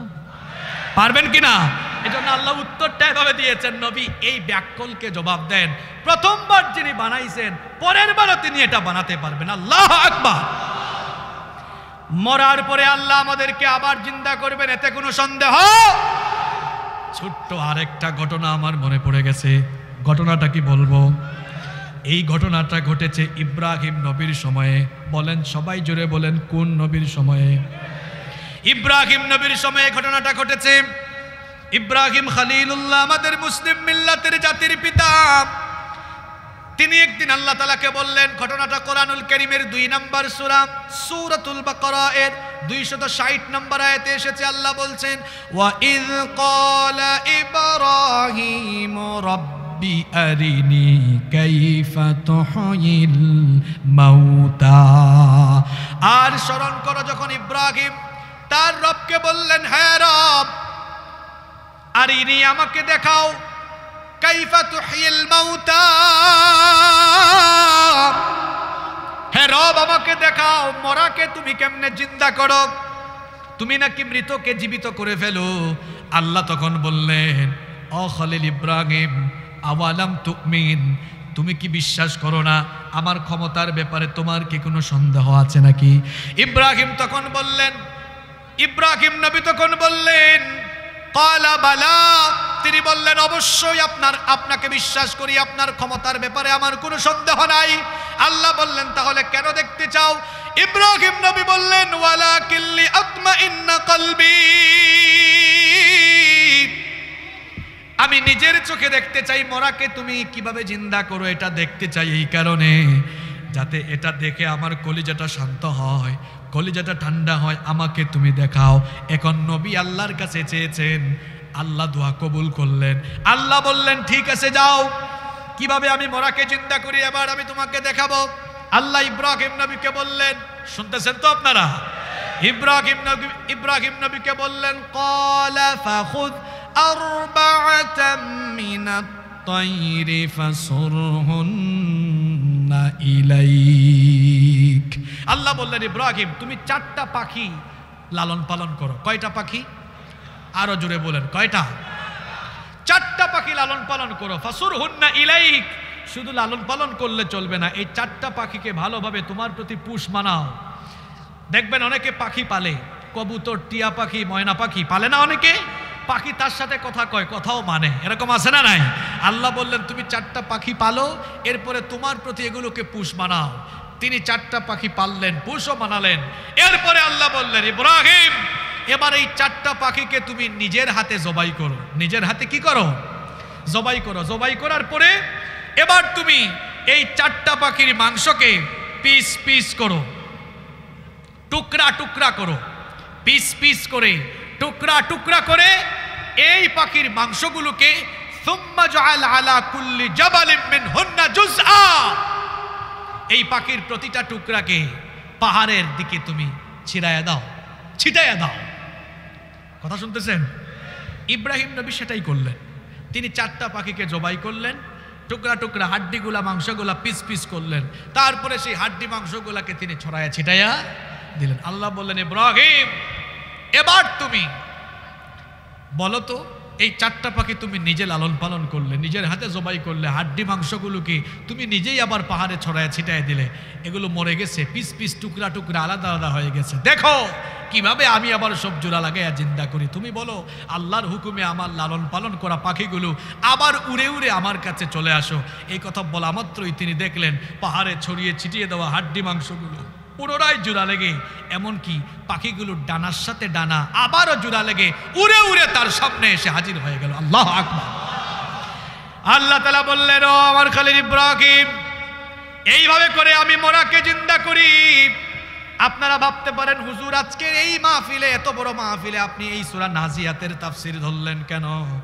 এই কারণে ধরেছি আজ আমরা মরার পরে জীবিত হওয়া লাগবে, পরকালে হিসাব আছে, বিচার আছে।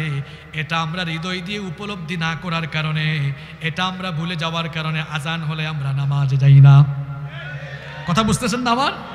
মরার পরে আবার আমাদেরকে জিন্দা করে হিসাব নেওয়া হবে, এই চিন্তা মাথা থেকে চলে গিয়েছে বলে আজ আমরা মানুষের উপর জুলুম করি, অন্যায় করে অবিচার করি, সামান্য একটু ক্ষমতা পাইলে নিরপরাধ মানুষকে অপরাধী বানায় আটকায় রাখি।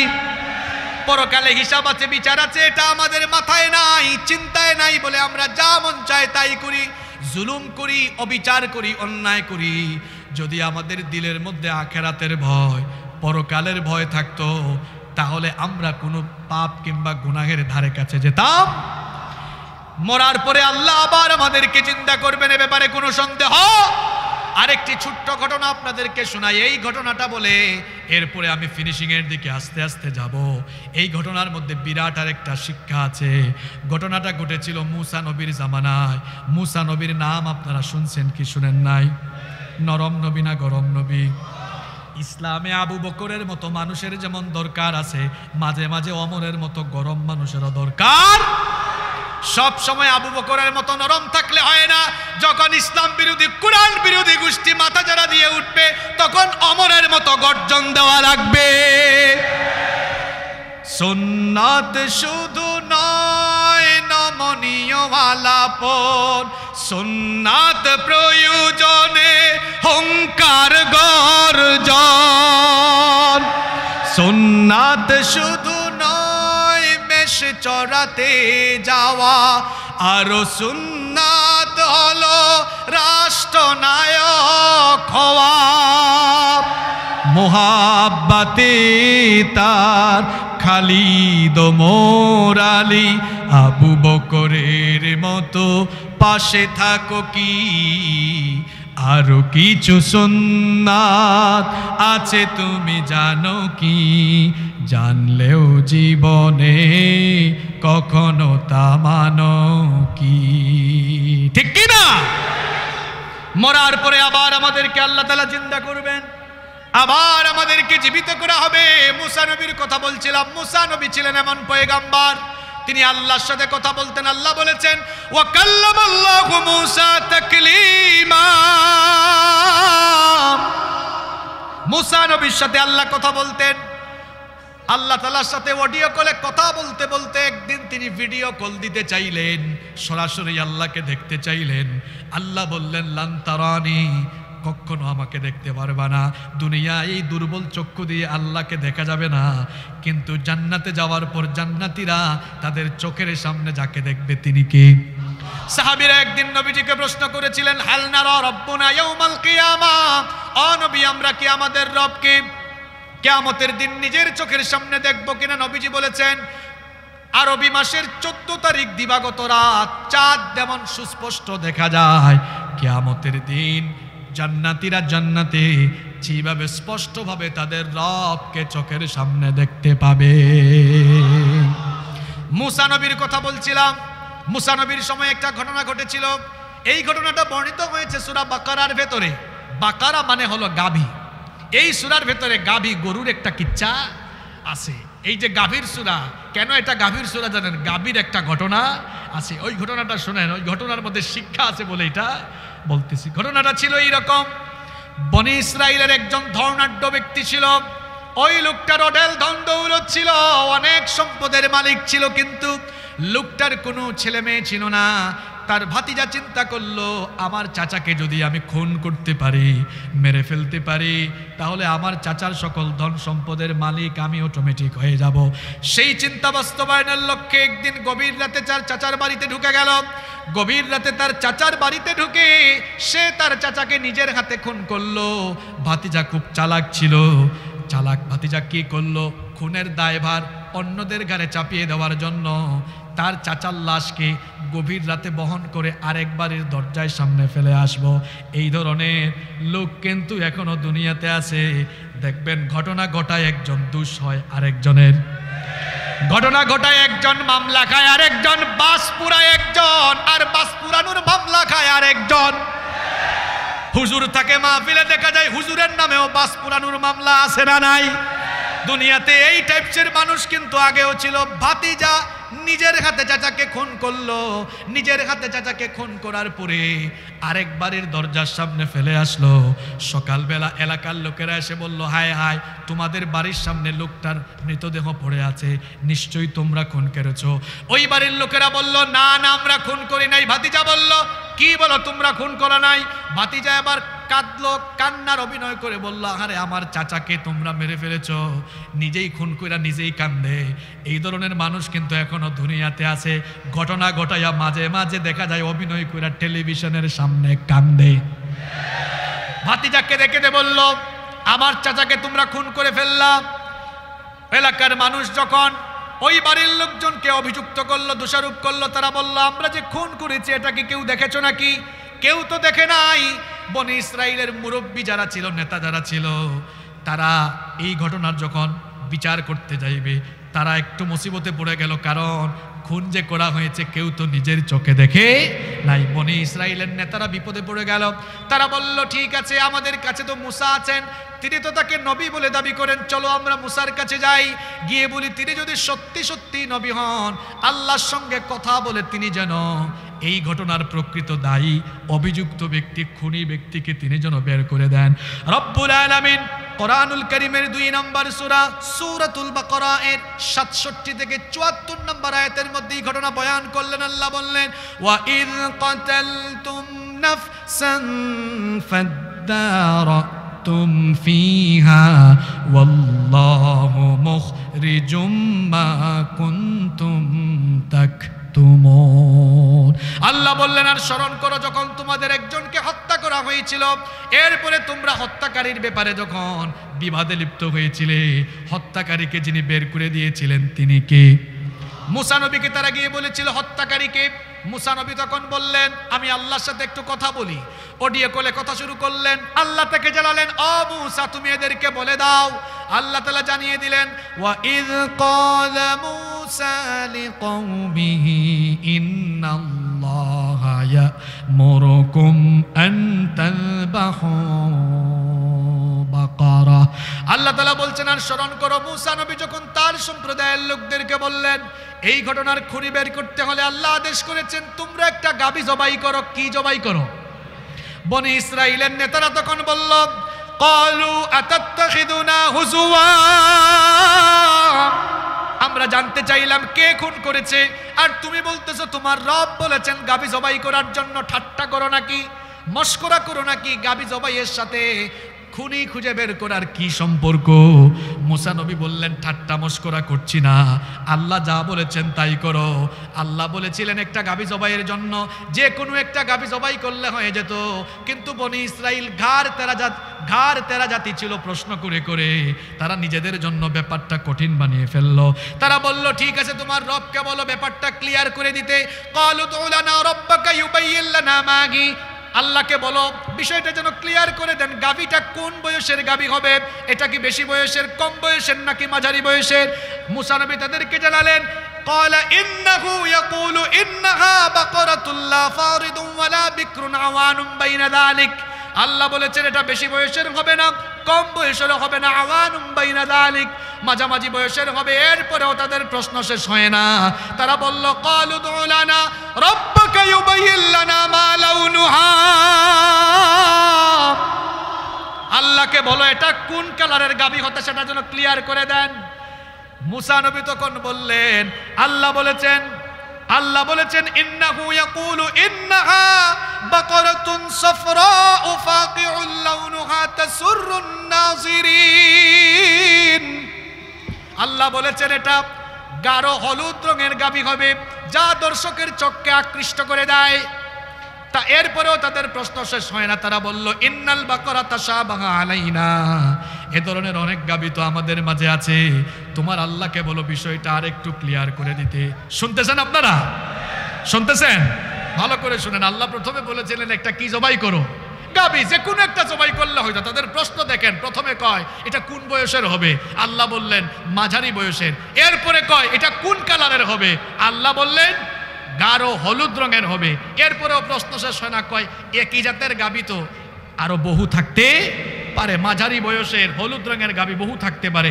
আল্লাহ এবার বিষয়টা তাদের জন্য কঠিন বানায় দিলেন, কারণ নিজেরাই তারা কঠিন করে নিয়েছে তাদের জন্য। আল্লাহ বললেন এদেরকে বলো এটা এমন গাভী হওয়া লাগবে যে গাভীটা দিয়ে কখনো হাল চাষ করা হয় নাই, এমন একটা গাভী হওয়া লাগবে লা দালুলুন তুসিরুল আরদা ওয়ালা তাসকিল হারথ মুসাল্লামাতুল লা শিয়াতা ফিহা, যেটা দিয়ে কোনো কায়িক শ্রম করানো হয় নাই, হাল চাষ করানো হয় নাই, এমনকি মুসাল্লামাতুল লা শিয়াতা ফিহা, যেটা একদম সুস্থ, এইরকম একটা গাভী জবাই করার জন্য। এখন আপনারা বলেন তো, এমন গাভী যেটা দিয়ে কোনোদিন হাল চাষ করা হয় নাই, কায়িক শ্রম করানো হয় নাই, তারপরে সম্পূর্ণ সুস্থ, এরকম গাভী খুঁজে পাওয়া সহজ না কঠিন?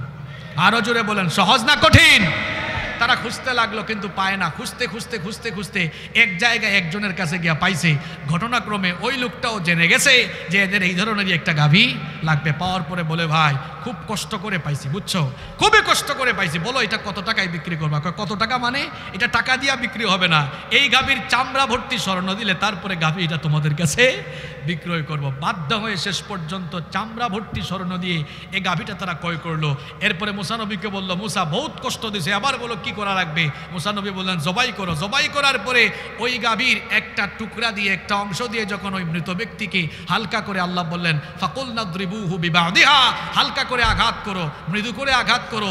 ওই মরা লোকটা সাথে সাথে জীবিত হয়ে গেল। কার হুকুমে? ভাতিজার কলজায় পানি আছে। এখন জিজ্ঞেস করলো কি ব্যাপার, তোমারে কে মারছে? কয় ওই যে ভাতিজা যে এতক্ষণ কান্না করছে, হেই আমারে মারছে। এই যে ঘটনাটা শোনালাম, আল্লাহ এই ঘটনাটা বয়ান করে শেষ করেছেন আয়াত কিভাবে জানেন? আল্লাহ বলেছেন কাযালিকা, আল্লাহ তাআলা বলেছেন কাযালিকা ইউহয়িল্লাহুল মাউতা, চোখের সামনে যে দেখলা মরাকে আল্লাহ জীবিত করেছেন, ঠিক তেমনি ভাবে তোমরা মরে যাওয়ার পরেও তোমাদেরকে যিনি জিন্দা করবেন তিনি কে? আরে আমরা তো কিছুই ছিলাম না। সূরা ইনসানের প্রথম আয়াতে আল্লাহ বলেছেন হাল আতা আলাল ইনসানি হিনুম মিনাদ দাহরি লাম ইয়াকুন শাইআম মাযকুরা, উল্লেখ করার মতো কিছুই আমরা ছিলাম না, আমাদেরকে কিছু একটা বানালেন কে? এক ফোঁটা স্পাম থেকে, এক ফোঁটা শুক্রাণু থেকে মানব দেহ এটা এমনি এমনি তৈরি হয় নাই, মায়ের পেটের ভেতরে ধীরে ধীরে ভ্রূণের বিকাশ সাধিত হয়েছে। এক ফোঁটা নাপাক পানিকে আল্লাহ তাআলা আস্তে আস্তে জমাট বাঁধা রক্তে পরিণত করেছেন। সেই জমাট বাঁধা রক্তকে এরপরে মাংসপিণ্ডে পরিণত করা হয়েছে। সেই মাংসপিণ্ডকে অস্থিপিঞ্জর দিয়ে বড় একটি হাড্ডিতে রূপান্তর করে সেই হাড্ডির উপরে গোশতের পোশাক পরিয়ে দিয়ে সুন্দর একটা স্ট্রাকচার দিয়ে মায়ের পেটের ভেতরে আমাদেরকে যিনি বানালেন তিনি কে? আল্লাহ বলছেন এভাবে বানানোর পরে সূরা হজের 5 নম্বর আয়াতের মাঝখানে আল্লাহ বলেছেন ওয়ানুকিররু ফিল আরহামি মা নাশাউ ইলা আজালিম মুসাম্মা, এরপরে মায়ের পেটে একটা নির্দিষ্ট সময় পর্যন্ত রেখে সুম্মা নুখরিজুকুম তিফলা, বাচ্চার আকারে আমাদেরকে যিনি বের করে দুনিয়াতে আনলেন তিনি কে? মানুষ এভাবেই তৈরি হয়েছে, সৃষ্টি হয়েছে। মানুষ মানুষের জাত। এই দুনিয়াতে মানুষ বানাইছেন আল্লাহ 4টা ক্যাটাগরিতে। কয়টা ক্যাটাগরিতে? 4 ক্যাটাগরিতে আল্লাহ মানুষ বানিয়েছেন। 1 নাম্বার, বাপও নাই মাও নাই, মা বাপ ছাড়া দুনিয়ার সর্বপ্রথম মানুষ আদম, তাকে যিনি বানিয়েছেন সবাই বলেন তিনি কি? 2 নাম্বার ক্যাটাগরি ওয়া খালাকা মিনহা যাওজাহা, আদম থেকে আল্লাহ হাওয়া বানিয়েছেন। 3 নাম্বার ওয়া বাসসা মিনহুমা রিজালান কাসীরান ওয়া নিসাআ, এই 2 জন থেকে জগৎ সংসারকে আল্লাহ বড় করেছেন। এই যে আমার আপনার মা বাবা আছেন, মা বাবা বিয়ে করেছিলেন তখন সংসারে ছিলেন 2 জন, আস্তে আস্তে সংসার বড় হয়েছে, আমরা ভাই বোন হয়েছি এতজন। এইভাবে করে এই যে পৃথিবী নামক সংসারের জনসংখ্যা বর্তমানে 800 কোটি, শুরু হয়েছিল মাত্র 2 জন দিয়ে। জুড়ে বলেন কয়জন? 1 নারী আর 1 পুরুষের মিলনে এই সংসার আস্তে আস্তে বড় হতে হতে এই জায়গাতে আজকে এসেছে। 4 নাম্বার ক্যাটাগরি হলো পুরুষ ছাড়া বাপ ছাড়া শুধু মায়ের পেটে যিনি সন্তান দিয়েছেন তিনি কি? বলেন তো, পুরুষ ছাড়া যে মহিলার পেটে আল্লাহ সন্তান দিয়েছেন ওই মহিলার নাম কি? ওই মহিলার পেটে যে সন্তান এসেছে সন্তানের নাম কি? দুনিয়ার 800 কোটি মানুষের এই হলো 4টা ক্যাটাগরি। আবারও বলছি, 1 নাম্বার, মা বাপ ছাড়া আদম বানাইছেন কে? আদম থেকে হাওয়া বানিয়েছেন কে? এরপরে 3 নাম্বার ক্যাটাগরি হলো নারী পুরুষের মিলনে আল্লাহ মানুষ বানিয়েছেন, যেমন আমি আপনি আমরা সবাই। 4 নাম্বার হলো বাপ ছাড়া মা।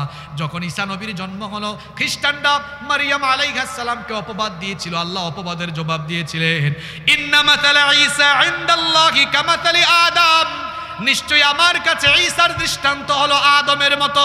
অর্থাৎ আল্লাহ বলতে চেয়েছেন আমি যদি বাপ ছাড়া মা ছাড়া আদম বানাইতে পারি, তাহলে বলেন তো শুধু বাবা ছাড়া মার পেট থেকে কি আল্লাহ ঈসা বানাইতে পারেন না? এই হলো 4টা ক্যাটাগরি। মানুষ হলো মানুষের জাত, মানুষ থেকে মানুষ এসেছে।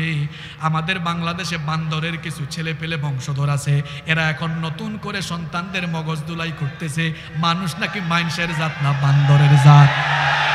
আমি মনে মনে ভাবলাম 2023 সালে বাংলাদেশে তো বান্দরের বাচ্চা কোথা থেকে আসলো? হ্যাঁ, যারা আবিষ্কার করলো মানুষ মানুষের জাত না, তারা কয় মানুষ নাকি সৃষ্টির শুরুতে সার্বজনীন ছিল, সেখান থেকে বিবর্তিত হতে হতে এরপরে নাকি একটা সময় মানুষ এই পর্যায়ে আজকের এই অবস্থানে এসেছে। মানুষের পূর্বপুরুষ নাকি বান্দর ছিল, গাছের ডালে ডালে লাফাইতে লাফাইতে তার লেজ খসে পড়ে গেছে। লেজ থাকলে তো চেয়ারে বসা যাবে না, ডিস্টার্ব হবে। ওই যে লাফাইতে লাফাইতে লেজ পড়ে গেছে। এরপরে মানুষ আস্তে আস্তে এখনকার যুগে এসে কি হয়ে গেছে? বানর হয়ে গেছে। এই যে যাই হোক আশ্বস্ত করা হয়েছে এগুলো বাদ দেওয়া হবে, আলহামদুলিল্লাহ বলেন। এগুলো যদি থাকতো সব, এখন তো দেশে কিছু হইলে আলেমরা শুধু প্রতিবাদ করে, আপনারা কেন প্রতিবাদ করেন না? আমাদেরও প্রতিবাদ করার দরকার আছে না নাই? মানুষ তো মানুষের জাত ছিল, মানুষ বান্দরের জাত ছিল না। যারা বলে মানুষ মানুষের জাত না, ভাইরে তোমাদের বাপ দাদা বান্দর থাকতে পারে, আমাদের বাপ দাদা কেউ বান্দর ছিল না। এগুলো পড়াইলে অবস্থা কি হবে জানেন? আপনি যখন বুড়া হবেন তখন আপনার নাতি নাতনি আপনার ঘাড়ের উপরে আপনার কুলে এসে বলবে দাদু ভাই নানু ভাই আমরা তো পড়াশোনা করেছি, অনার্স মাস্টার্স শেষ করে ফেলেছি, আমরা ডারউইনের বিবর্তনবাদ পড়েছি, আমরা সেখানে পড়তে যেয়ে দেখেছি মানুষ নাকি সৃষ্টির শুরুতে বান্দর ছিল। তাহলে দাদু ভাই নানু ভাই বলেন তো আপনার দাদার দাদা কোন কালারের কোন জাতের বান্দর ছিল? কথা বলেন ঠিক কিনা? সম্মানিত ভাইয়েরা, এই বান্ডরামি শিক্ষা ব্যবস্থা ঢুকাই দিয়া আমার দেশের কোমলমতি শিক্ষার্থীদের ব্রেন ওয়াশ করা যাবে না ইনশাআল্লাহ। মানুষ বান্দরের জাত নয়, মানুষ মানুষের জাত। মানুষ হচ্ছে সৃষ্টির শ্রেষ্ঠ। ওয়ালাকাদ কাররামনা বানি আদম, বনি আদমকে যিনি সম্মানিত বানিয়েছেন তিনি কে? আমরা ছোটবেলায় কি সুন্দর সুন্দর জিনিস শিখেছি, আর এখন আমাদের বাচ্চারা শিখতেছে কি? আমরা শিখেছি সকালে উঠিয়া আমি মনে মনে বলি সারাদিন আমি যেন ভালো হয়ে চলি, আদেশ করেন যাহা মোর গুরুজনে আমি যেন সেই কাজ করি ভালো মনে। আমরা পড়েছি তুলি দুই হাত করি মোনাজাত হে রহিম রহমান। আমরা পড়েছি এই সুন্দর ফল মিঠা নদীর পানি খোদা সব তোমার মেহেরবানি। আমরা পড়েছি কত সুন্দর সুন্দর কবিতা, যেগুলো প্রত্যেকটি কবিতার মেসেজ আছে, শিক্ষা আছে আমাদের জন্য। জসিমউদ্দিনকে তার নাতি বলেছিল, দাদু ভাই আপনি কবরের কাছে কাঁদেন কেন, সব সময় কবরের কাছে আসেন কেন? জসিমউদ্দিন কবিতা লিখে ফেলেছেন, ওইখানে তোর দাদির কবর ডালিম গাছের তলে 30 বছর ভিজায় রেখেছি দুই নয়নে জলে। প্রতিটি কবিতায় শিক্ষা ছিল। জসিমউদ্দিনের কবর কবিতা বললে স্বামী স্ত্রীর প্রেমাদর্শের সুন্দর সম্পর্কের বহিঃপ্রকাশ ঘটে। প্রতিটি পড়ায়, প্রতিটি লেসনে, প্রতিটি কবিতায় মেসেজ ছিল। এখন আমাদের ট্যাক্সের পয়সায় ছাপানো বইয়ে কি পড়ানো হয়? এগুলা পড়ানো হয় আগডুম বাগডুম ঘোড়াডুম সাজে, হাট্টিমা টিম টিম, তারা মাঠে পারে ডিম, তাদের খাড়া দুটো সিং। আমি চিন্তা করলাম যে এই কবিতা লিখছে সেটা কই বোতল খাইছে আর কোন জাতের ডেট ফেল গাঞ্জা খাইছে, কারণ আমি আজ পর্যন্ত শুনি নাই যে সিং আছে এমন কোনো প্রাণী ডিম পারে। কথা শুনেন, সিং আছে এমন কোনো প্রাণী ডিম পারে আপনারা শুনছেন?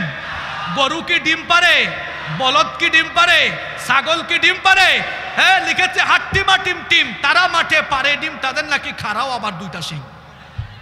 এই ধরনের মাতাল গোষ্ঠী, এ ধরনের আবুল তাবুল বিষয় বইয়ের ভেতরে ঢুকাইয়া দেয়া, তারা আমাদের সন্তানদের ব্রেন ওয়াশ করে, মগজ ওয়াশ করে, সংশয়বাদী আর নাস্তিক্যবাদী চিন্তা চেতনা চর্চা করিয়ে তারা আমার দেশের কোমলমতি বাচ্চাদেরকে নষ্ট করতে চায়। আমরা বলতে চাই, আমরা বেঁচে থাকতে তা বাস্তবায়িত হতে দেওয়া হবে না, হবে না, হবে না ইনশাআল্লাহ। সম্মানিত ভাইয়েরা, সূরাতু আন-নাজিআতের প্রথম 14টি আয়াতের তাফসীর আমরা শুনলাম দীর্ঘক্ষণ যাবৎ। প্রথম 14টি আয়াত আমরা শুনলাম, পরকালীন বিষয় নিয়ে এই জন্য আলোচনা করলাম। পরকালীন ভয় থাকলে সব ঠিক হয়ে যাইত। আল্লাহ আমাদেরকে জিন্দা করবেন, হিসাব চাইবেন, এই ভয় যদি আমাদের সবার মধ্যে থাকে, দায়িত্বশীল মহলেও থাকে, প্রতিটি চেয়ারে বসে থাকা ব্যক্তির মধ্যে যদি এই ভয় থাকে, এই দেশ সোনার দেশে পরিণত হয়ে যাবে ইনশাআল্লাহ। দেখেন, আমি শেষ কথা বলে আমার আলোচনার শেষ করতে চাই। দেখেন, এই যে কাতারে কিছুদিন আগে বিশ্বকাপ হয়ে গেল, কাতার মধ্যপ্রাচ্যের এই যে ছোট ছোট দেশ, দুবাই, আমিরাত, আরব গালফের যে ছোট ছোট কিছু দেশ আছে, সৌদি আরব সহ, এরা আপনি দেখেন 1 শতাব্দী আগেও এরা মরুভূমিতে উট চালাতো, দরিদ্র ছিল, এরা মানবেতর জীবনযাপন করত। এই কয়েক বছরে তারা, এই কয়েক যুগের মধ্যে এত উন্নত হলো, ধারণা করা হচ্ছে আগামীর বিশ্বকে হয়তো তারাই নেতৃত্ব দিবে। দেখেন, এরা এত উন্নত হয়ে গেল কেন? আপনি বলবেন হুজুর, তাদের দেশে তেল আছে, গ্যাস আছে, স্বর্ণে আছে, এই সকল কিছুর খনি আছে, তারা উন্নত হয়েছে। ভাই, আমার দেশে কি সম্পদ কম আছে? আমার দেশেও তো পাথরের খনি আছে, গ্যাসের খনি আছে, কয়লার খনি আছে। ওই দেশের মতো তেল আর স্বর্ণের খনি আমাদের দেশে থাকলে যারা বেগম পাড়ায় বাড়ি 1-2টা বানাইছে, হেরা আরো বেশি বানাইতো, চুরি ডাকাতি আরো বেশি বাড়তো। আমার দেশে কি সম্পদ কম আছে? আমার বাড়ি সিলেটে, সেখানে পাথরের খনি আছে, গ্যাসের খনি, কয়লার খনি। এদেশের মাটি এমন সোনার মাটি, উত্তরবঙ্গ সফরে গেলে আপনি দেখবেন ওই যে তিস্তা ব্যারেজের ওখানে দেখা যায় বালুর মধ্যে ভুট্টা চাষ হচ্ছে। আলহামদুলিল্লাহ বলবেন না আপনারা? যে দেশে এমন সোনার মাটি, ফসল এমন হারে উৎপাদন হয়, এত সম্পদ থাকার পরেও আমরা কেন উন্নতির দিকে, আমরা কেন এখনো পৃথিবীর বুকে মাথা উঁচু করে দাঁড়াতে পারলাম না? এর কারণ একটাই, এদেশে সব কিছু থাকলেও ধন সম্পদের খনি আছে যেমন, এই দেশে চোর ডাকাইতের খনিও আছে তেমন। দায়িত্বশীল প্রত্যেকটি চেয়ারে যদি আমানতদার লোককে বসানো যায়, পরিবর্তন হয়ে যাবে, ইনসাফ কায়েম হবে, সুষম বন্টন নীতি শুরু হবে ইনশাআল্লাহ। একটা ঘটনা বলে শেষ করি, ওমর রাদিয়াল্লাহু আনহুর সময়ের ঘটনা। তিনি একবার ঘরের ভেতরে কাজ করছেন, মোমবাতি জ্বালাইয়া। তার আত্মীয় কিছু এসে দরজায় নক করল, আমরা ভেতরে আসবো, দাঁড়াও। দাঁড় করিয়ে রেখে তার সামনে থাকা মোমবাতির আগুন ফু দিয়ে নিভাইয়ে দিলেন।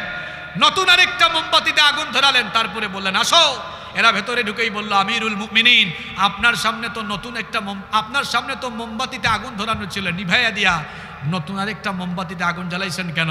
তিনি বললেন, শোনো, তোমরা আমার আত্মীয়, তোমরা আসার আগ পর্যন্ত আমি রাষ্ট্রের টাকায় জনতির আলো জ্বালাইয়া আমি রাষ্ট্রের কল্যাণে কাজ করছিলাম, তোমরা যখন এসে অনুমতি চাইলে চিন্তা করলাম তোমরা তো ভেতরে ঢুকে ব্যক্তিগত কথা বেশি বলবে, চিন্তা করলাম জনগণের টাকায় রাষ্ট্রের টাকায় কেনা মোমবাতি জ্বালায়া তোমাদের সঙ্গে ব্যক্তিগত কথা বললে জনগণের সম্পদ নষ্ট হবে, আমানতের খেয়ানত হবে, পরকালে আখেরাতে কিয়ামতে আল্লাহর কাছে জবাব দেওয়া লাগবে। এই ভয় কলিজায় আসা মাত্রই আমি রাষ্ট্রের টাকায় কেনা মোমবাতির আগুন ফু দিয়ে নিভাইয়া দিয়া নিজের টাকায় কেনা মোমবাতির আগুন আমি জ্বালিয়ে দিয়েছি। আল্লাহু আকবার। এইরকম আমানতদার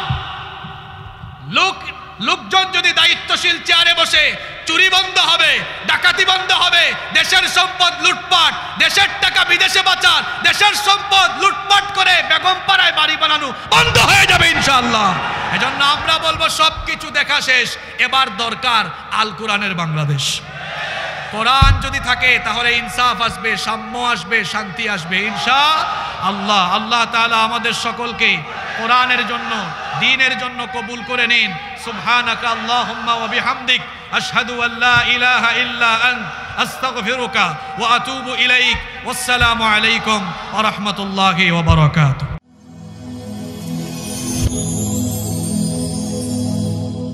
Rose TV 24. Enjoy by listening to the Holy Quran.